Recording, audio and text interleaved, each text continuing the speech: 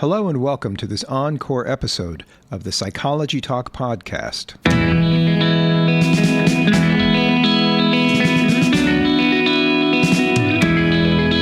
Welcome to the Psychology Talk podcast. I'm your host, Dr. Scott Hoye. The Psychology Talk podcast is a unique conversation about psychology and behavioral health from around the globe.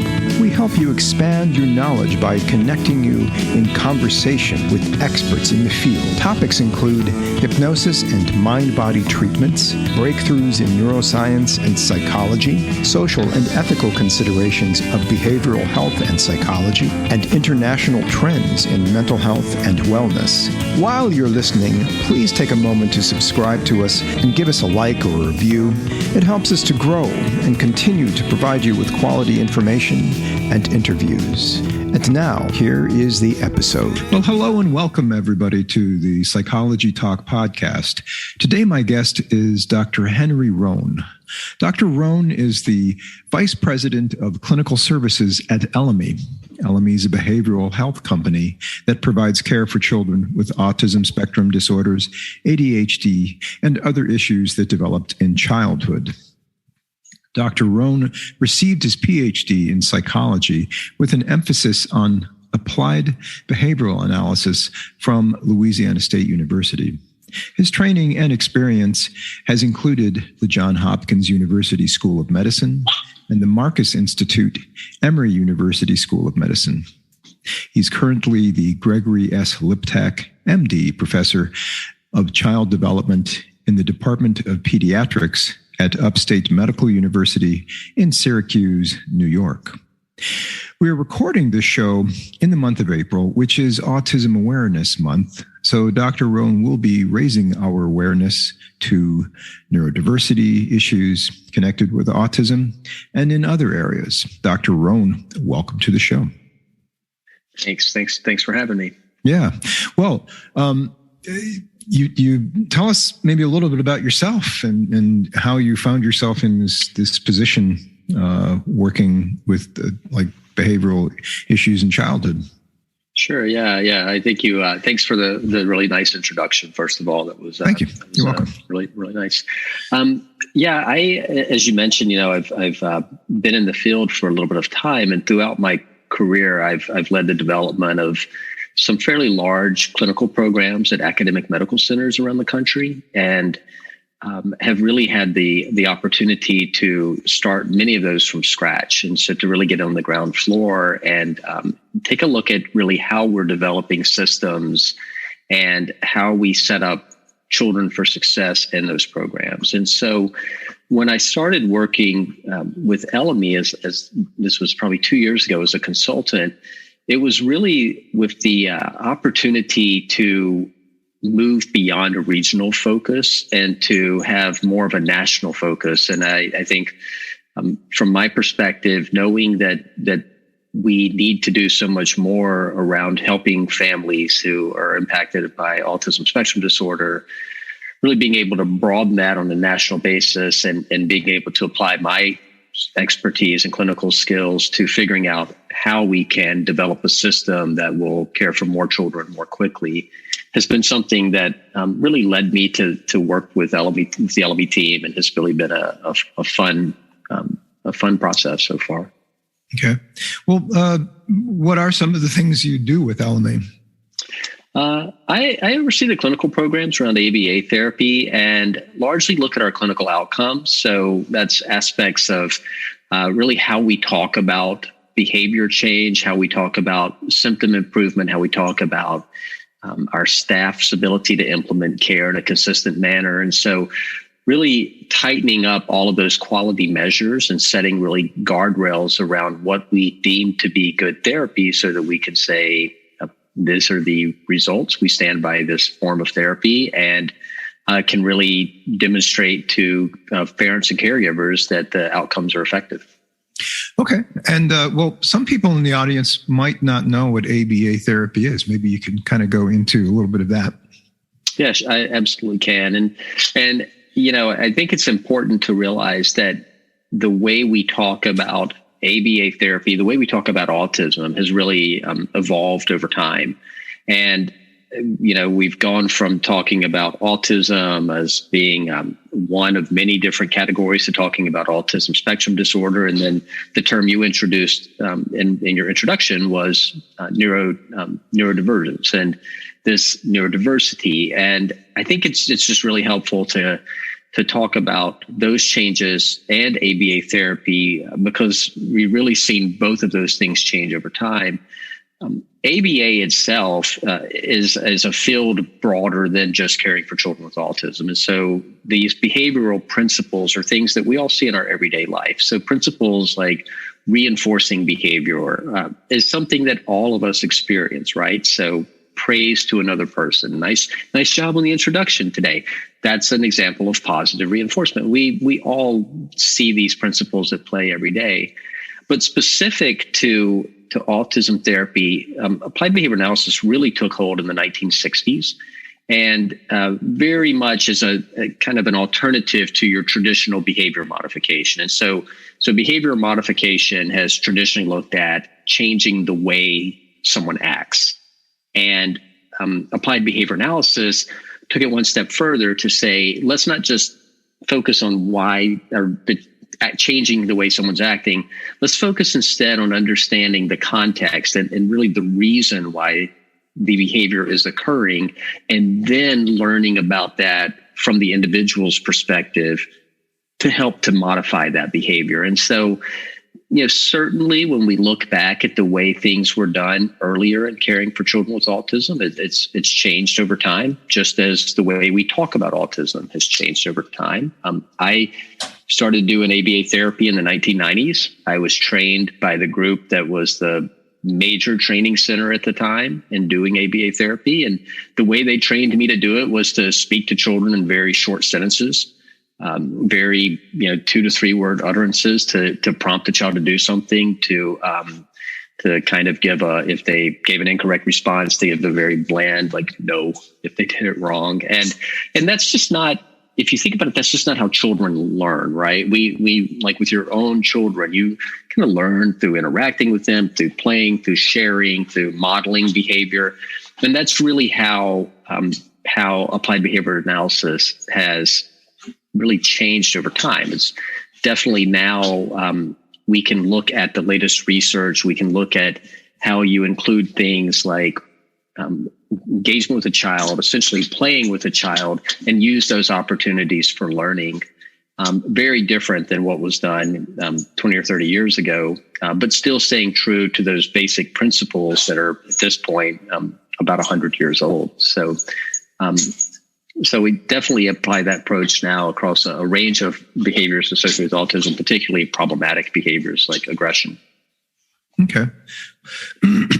Okay. So basically, you're keeping an eye on what's going on as far as the trainings, it seems like, at Elemy and the provision of services. Is that right? And also sounds like maybe data collection if Elemy is involved in any research or anything like that, or just looking for outcome for what they're doing. Yeah, absolutely. Actually, the field of applied behavior analysis is very data-based, but the database is always at the level of the individual. And so it's how is this child performing over time relative to where they were, say, a month ago. The field hasn't really developed really well-developed outcome measures at a group level, or really looking at predictive models of how children might develop over time. And one of the nice things of the work at Elemy is that we're able to take large amounts of data, cohort those data, look at them from the perspective of how does a typical child progress after X amount of time in therapy, and actually start to then use some of our technology to develop some predictive models around that. And that's really important because that sets expectations for people, it sets expectations for the child, for the family, for the therapists that are working with them, but also for the insurer. And so it just really helps to move the field forward in a way that hasn't been done before. Okay. And Elemy, you said, is not just like specific to one community or one clinic. This is a nationwide effort. Mm-hmm. Yeah. Our clinical model is really focused on identifying families who need care and getting their children into care more quickly. And one of the things that we do that's a little bit unique is we leverage technology to do that. And so in a traditional ABA model, you would have a staff member who would work with a child. They would go into the child's home, say 5 days a week, and you'd have a supervisor who would also go into the home periodically and maybe work with the parents or maybe supervise what the staff member's doing. And that model takes a little while to get up and running because you have to find people who are in the client's area who can really get to the client's home at certain times and all these things. We've been able to use technology to really get around some of that. Some of it is telemedicine-based technology. And so we have the more senior person who goes in periodically. That's done remotely. And it allows us then to remote in where there might be a child in a more rural area where there wouldn't be a master's level clinician to provide care for them. The other thing we've done that's a little unique is that we've developed a system to essentially create staff to go into the home and work directly with the child. And so we've used technology and kind of regional training centers to train these levels of frontline staff that work with children. They're called registered behavior technicians.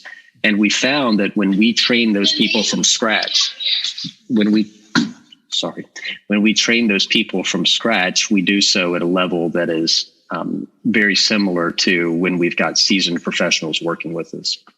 Okay. Wow. Okay. So you're able to really get in and help them with their skills building for assisting the children and the families. So yeah, does that include in-home care as well? Like actually? Absolutely. Wow. Okay. Yeah, it's all in-home, and we know from years of clinical experience that in-home care provides some pretty distinct advantages to taking a child to a clinic every day. And if you think about it, a child spends most of their life at their home, right? That's where they have their meals. That's where they get showered in the morning, get ready for school. That's where they spend their weekends. And so being in the home in that natural setting really helps the treatment to take hold in that natural setting. And it also fosters greater involvement of family members.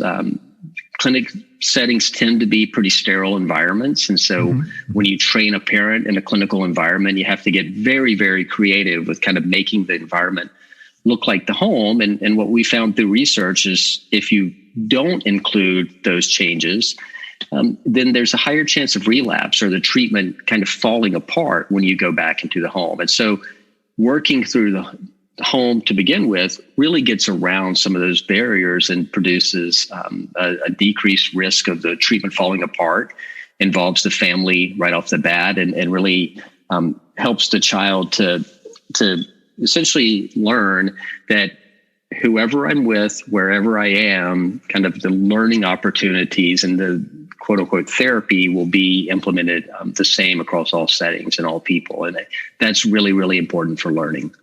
You're standardizing it. Yeah. Okay. Well, maybe what you can do is speak to what some of the signs and what we would call signs and symptoms of autism behavior is in children and maybe even in adults, and how it can affect family systems. Yeah, for sure. I think, one of the things is that, so first of all, with autism symptoms, there's kind of three categories. You have impairments in communication. And so that might look like a child not talking at an early age or not developing a full range of sentences. You have deficits in social interaction. That could look like not making eye contact with someone at a young age or not showing what we call joint attention, where typically a parent and a child would both kind of look at something like, say, a balloon, and they might both say, oh, wow, look how pretty. Children with autism don't show that kind of joint attention, and they have that impairment in social communication, social interaction. And then the third main categories of symptoms is repetitive and restricted behaviors. And so this can look like things such as hand flapping, body rocking, maybe having a very particular way that they structure their day or specific route that they like to take on the way to school. So those symptoms cluster together to yield the diagnosis of autism. But individuals can be impacted in different ways. And so for some children, it might be that they have very mild language impairments and maybe have a bit of repetitive speech. Maybe they have difficulty making friends. Maybe they have a particular style or type of food that they eat, but they might be relatively mildly impaired. Then you have other children who might be completely nonverbal and have self-injurious behavior. And so it really runs that spectrum. What we've seen recently is an uptick in older individuals being diagnosed at an older age. We know from the literature that diagnosis can happen around age 2, sometimes as low as 18 months, but diagnosis typically happens around 4.5, right? So children are getting diagnosed in early age, they're getting therapy at an early age, and that clearly shows the best outcomes. But what we also see is that now you're getting some adults who are starting to notice this thing called autism, and they think, gosh, that sort of sounds like me. And they might go for an evaluation and they might turn out to be diagnosed with autism. And what we've seen in the literature related to that is that many folks have developed ways to engage with other people that almost mask the symptoms of autism. Mm-hmm. And so they're not necessarily noticed. And so in a way, and maybe not even consciously, but in a way, you would have someone who has autism symptoms, but they've learned to kind of mask that in a social setting. And as a result, maybe the symptoms didn't quite show up throughout their childhood or throughout their college years. And then when they're an adult, they get evaluated and say, oh, wow, I kind of always felt like that. And now I know. And that's... there's many, many examples of that actually in kind of the popular literature. And I assume that the more those examples become part of the popular literature, they'll be incorporated into the next DSM or ICD that we have for diagnostic criteria. Yeah. Well, that would be my thinking. Are you speaking more towards what we would call autism in women, like the masking, or is that something also that males do? Males do it, yes, but it seems to at this point in the literature to be largely associated with females with autism. Okay, and I think that I assume that adults who are able to grow up masking those symptoms to socially function better or appear to often wind up growing up feeling like aliens in a world that they don't quite understand and that doesn't quite understand them.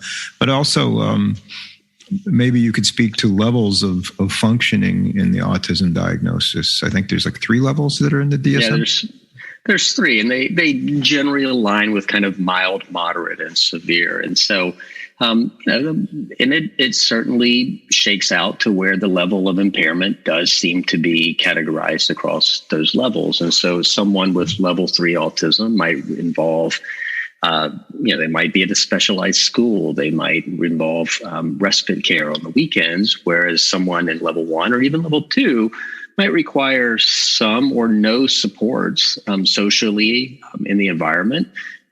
But they might show different comorbidities as well. And so certainly someone who has spent a lifetime masking their behaviors and has engaged in social, outcomes throughout their life, certainly might develop some anxiety around those things too, right? Always having to kind of be on their game and have some kind of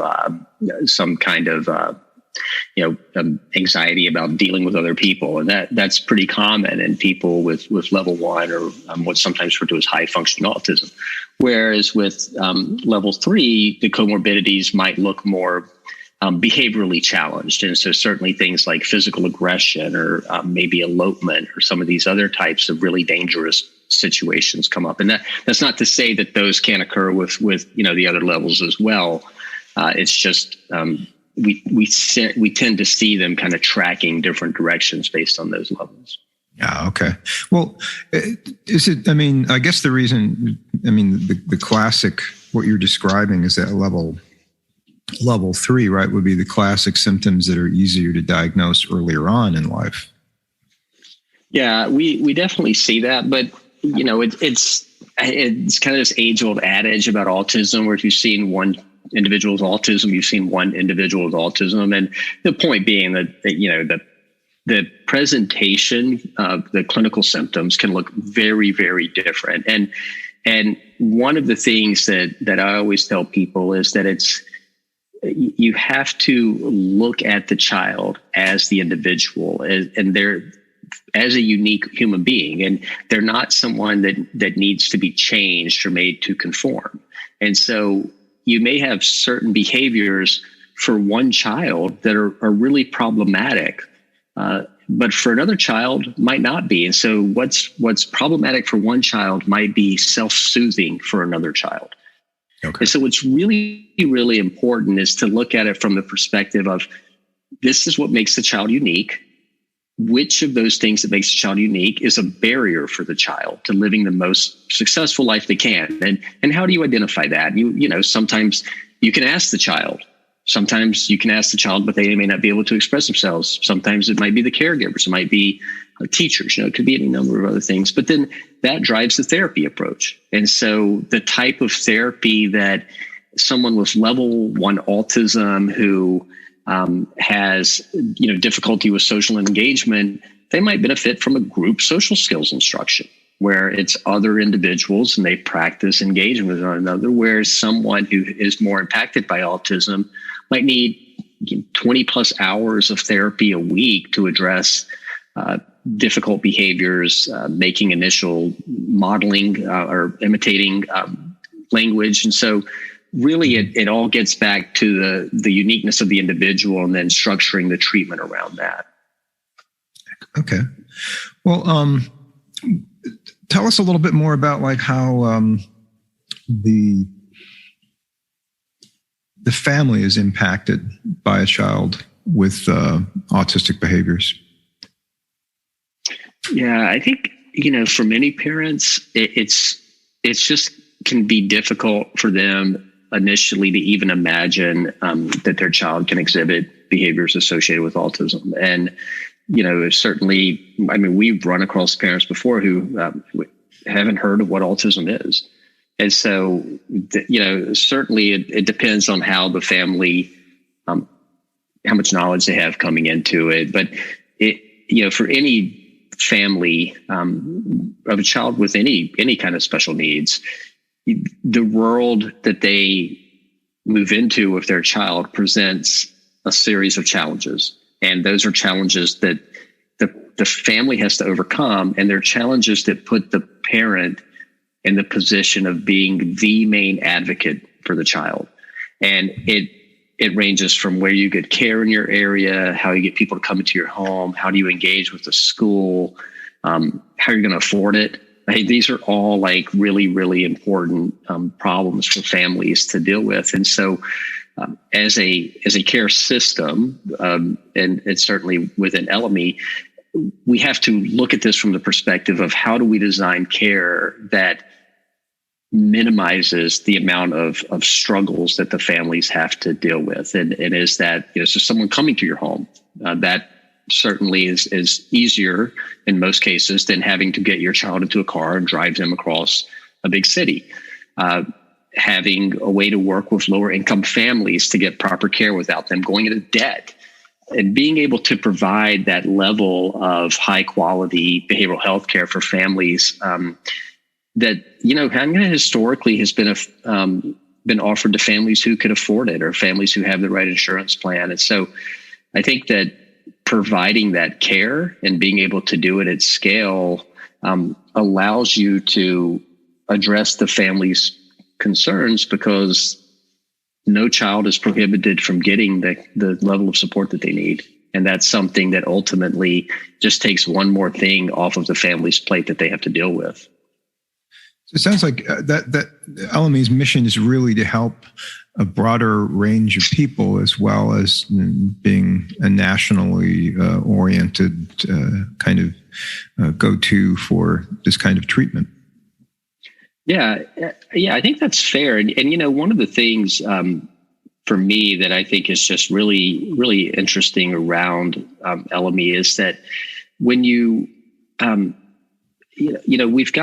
we're bringing together people from autism, best in class, therapists who do this and have done this for years, really good, high quality training. But we're also bringing to bear on this problem people from outside of healthcare. And I think when you look at something like autism care, to some extent healthcare in general, there's aspects of it that are very clearly broken, right? Or that need to be fixed to an extent.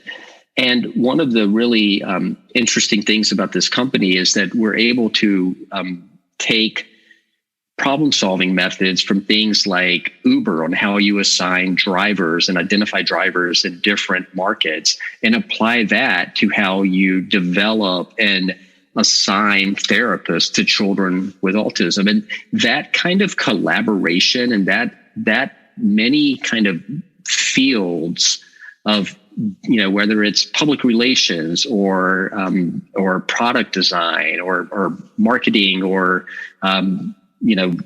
moving children through the healthcare system, that's never been done in autism care before. And so to move kind of beyond, I'm this clinician trying to help as many kids as I can, to I'm part of a system, and that system is being designed and is constantly evolving to really modernize the approach that we're taking to caring for these children is really exciting. And being tech enabled behind all of that is constantly moving toward this notion of how do we do this better? How do we serve more children? How do we get them into care more quickly? How do children not have to wait as long?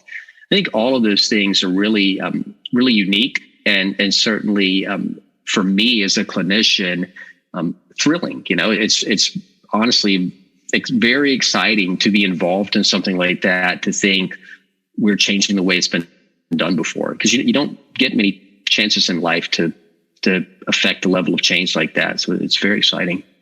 Wow. Okay. Well, tell us about the inception of Elemy and where it's going.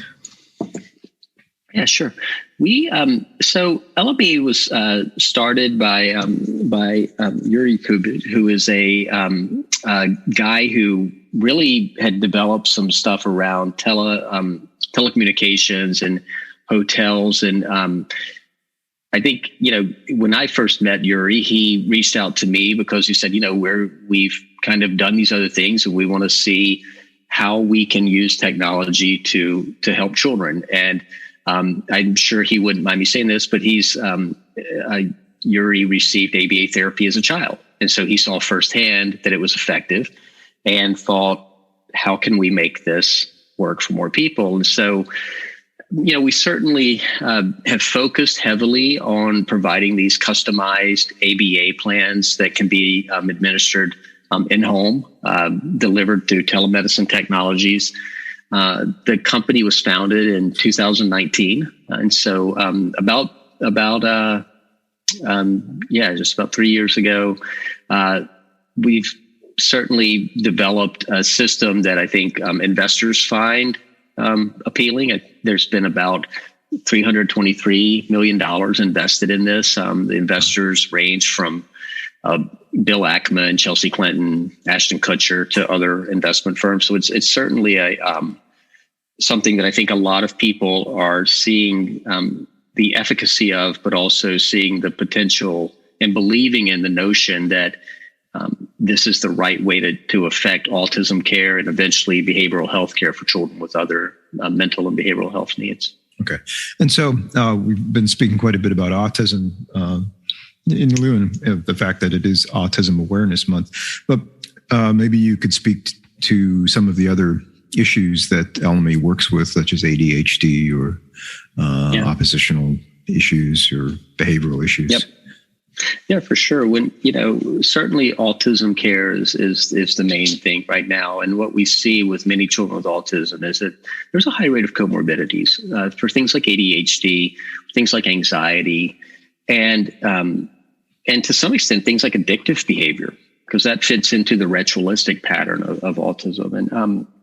And so kind of using autism as the jumping off point, we're now able to say, okay, how can we get into these other areas that are really affecting so many children with autism. And I will tell you, I have 13-year-old twins, and they are dealing with many of the same issues around mental health that a lot of kids are dealing with coming out of the pandemic.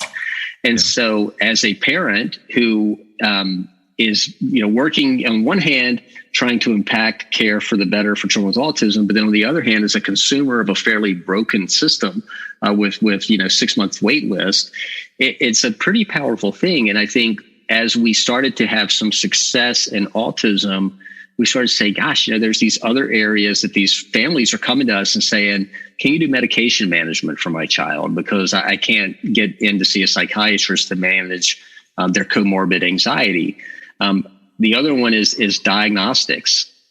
Children have to wait 6 months to 2 years to get an initial diagnosis for something like autism, and that's just lost time. And so looking at all of those problems and saying, okay, how do we now take what we've done for ABA?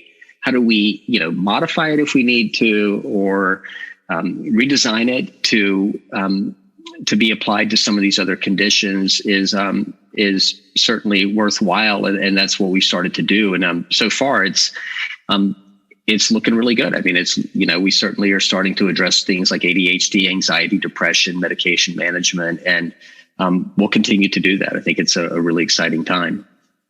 It sounds almost like you're not really, it's not a clinic, but it's almost like a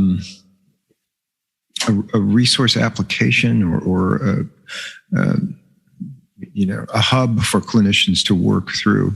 So is that correct in my assumption?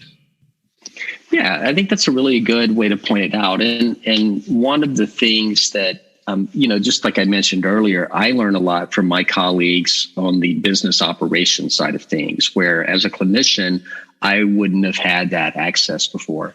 But I think as a clinician, you're able to learn about other forms of therapy, and you're able to bounce ideas. And so it's almost like the kind of notion of rounding on patients together, right? That we would have all done in training. But now we can do that virtually.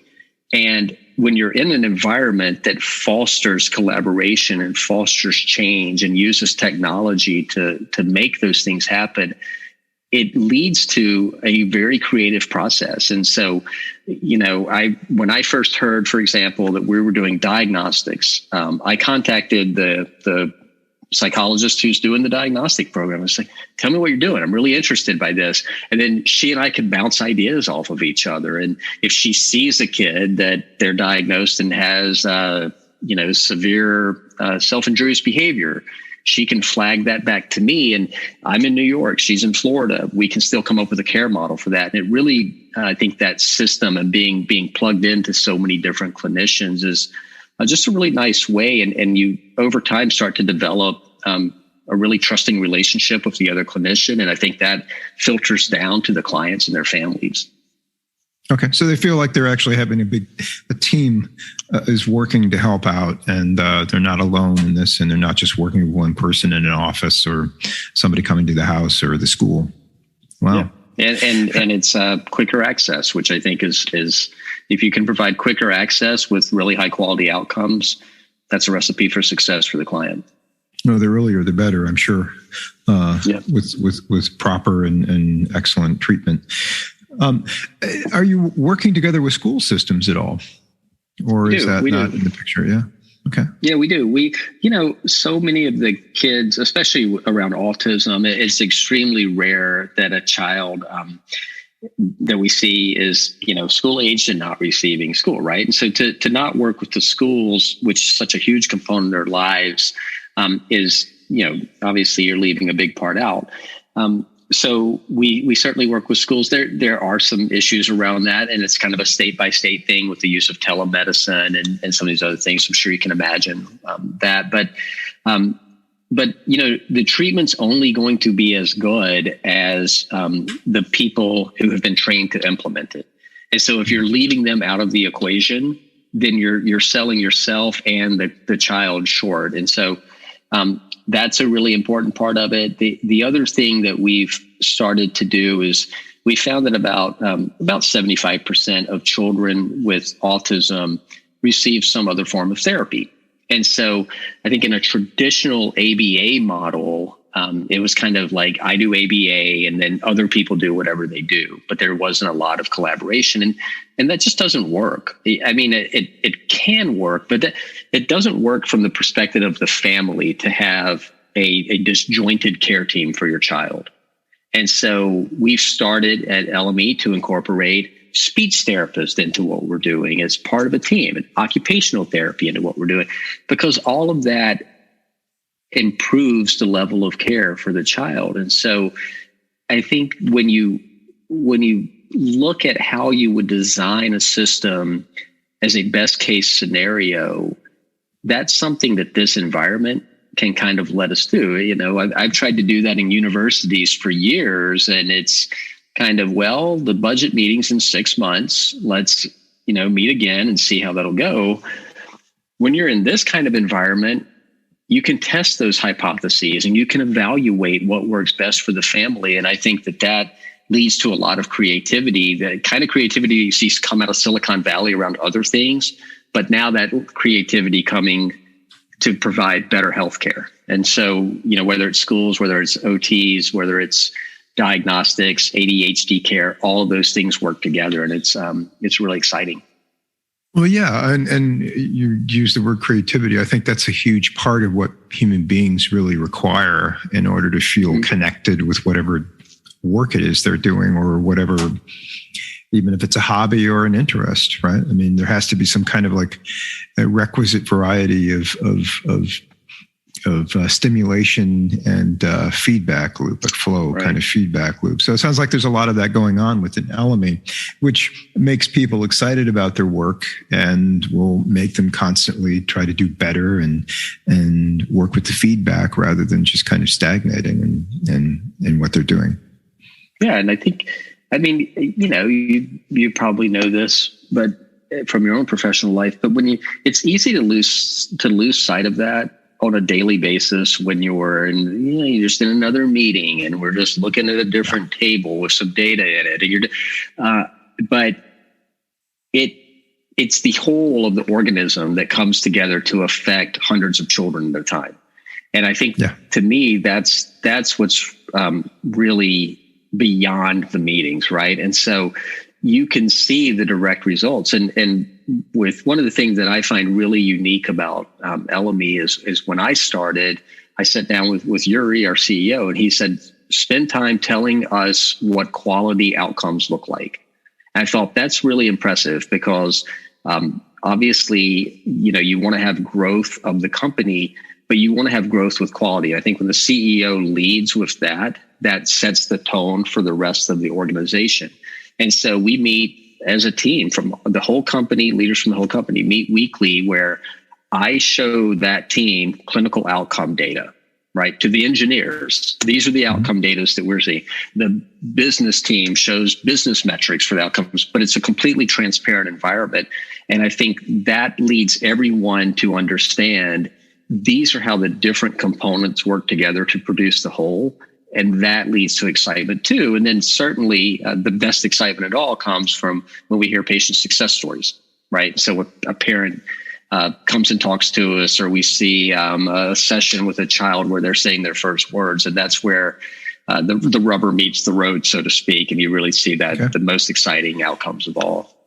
So you're looking at not just quantitative measures, which of course, data people will love, and, scientists love that too, right? But you're looking at qualitative, so the families who contact Elemy shouldn't be worried that they're going to be lost in a morass of numbers and mechanical outcomes. There's an actual connection between the caregiver, whether it's the ABA trained clinician or a psychologist or whatnot, or medication management.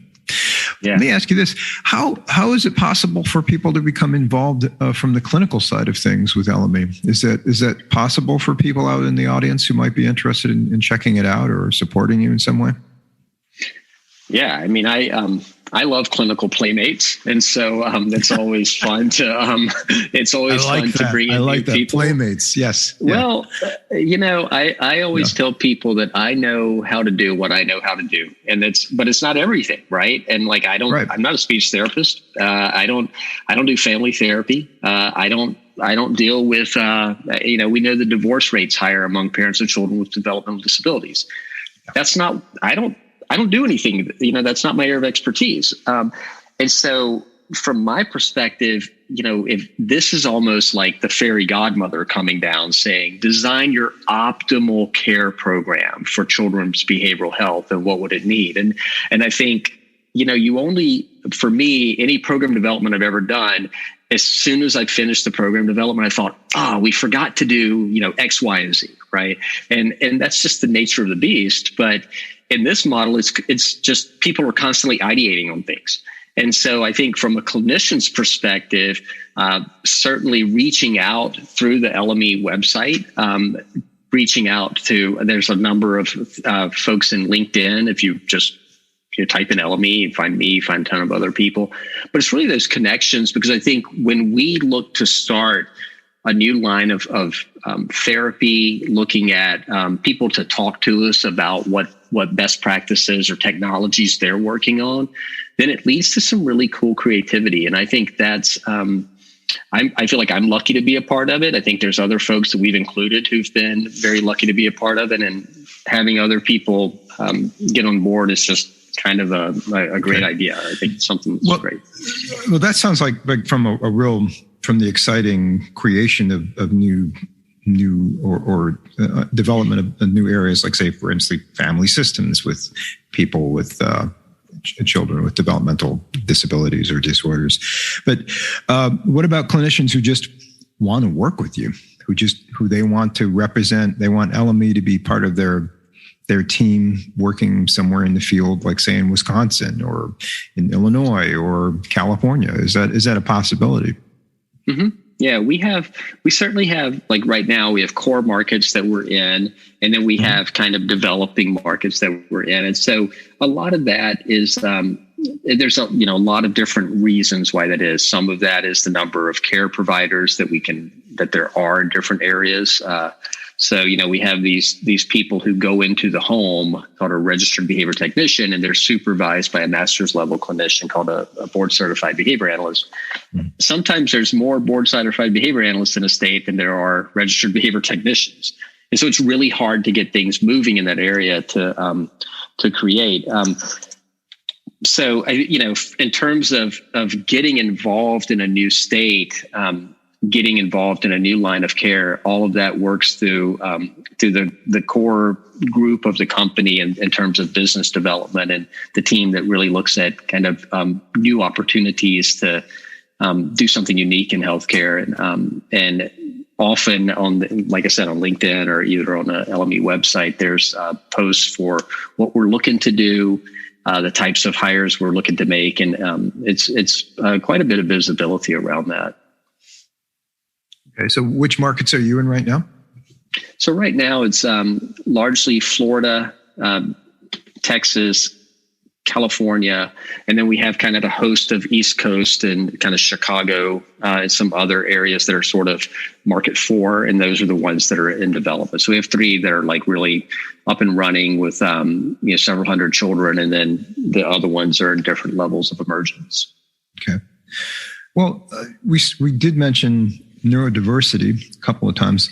Maybe you can kind of talk to that as we wrap up here. What is neurodiversity, and how should we maybe use that as a term to look at things rather than disorders or whatnot? Yeah, that's a really important point, because I think that we have to get away from that notion of we're aware of a disorder. I think you led with this that April is Autism Awareness Month, and we've started to refer to it as Autism Acceptance Month because of the broader movement toward the neurodivergence inclusion and folks being allies with us. And it goes beyond just kind of being aware and accepting, because we don't believe that anybody, whether they have autism or not, should have to seek the approval of other people. And I firmly believe that. I've got members of my own family who are in groups that have their own awareness or acceptance month.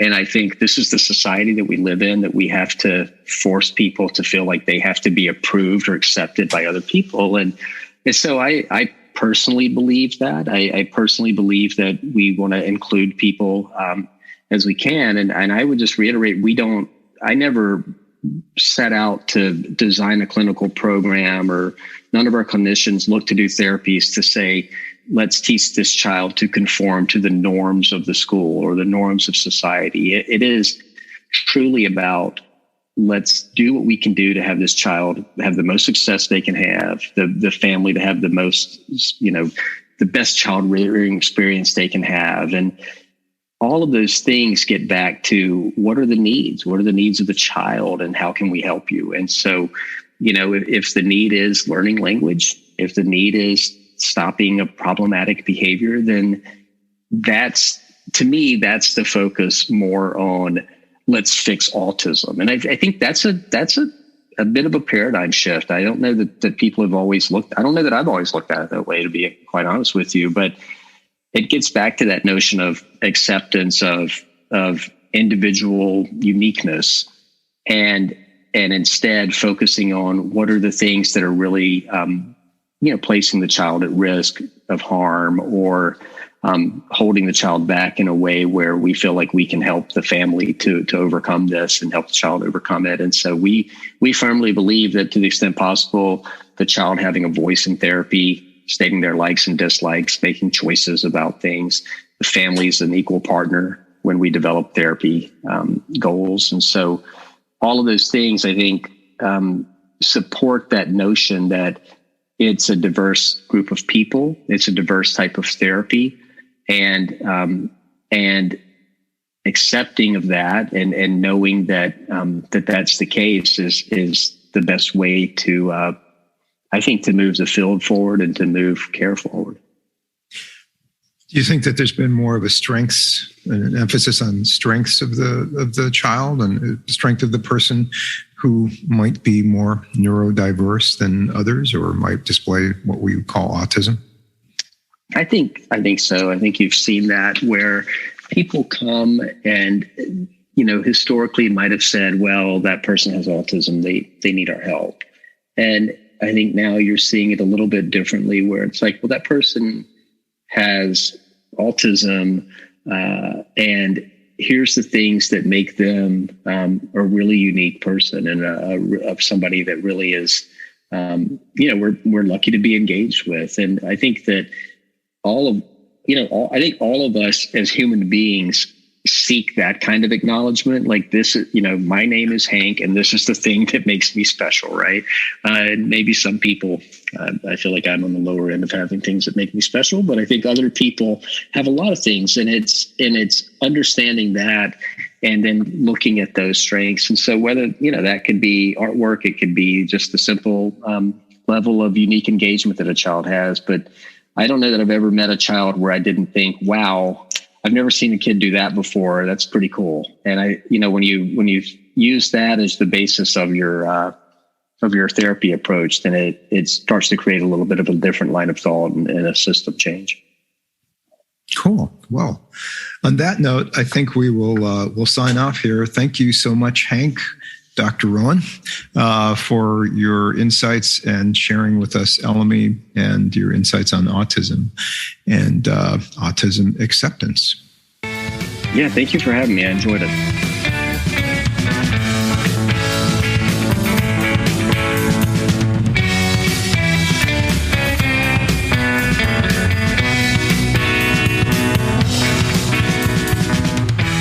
Thank you for listening to the Psychology Talk podcast. Did you know you can find us on the web all over the place? Well, maybe not all over the place, but you can find us on Instagram, you can find us on Facebook, you can find us at Spreaker, Stitcher, Apple Podcasts, loads of places. Please look for us, and if you can, subscribe, like us, leave us a review, send us a comment, a criticism. Hey, we like to hear a lot from people. Go ahead, talk to us. That's why we're here. By the way, this is just a reminder to let you know that all of the material here is for entertainment and informative purposes only. If you do need a therapist or a mental health professional, please seek one out. Music is provided by the band Serenati.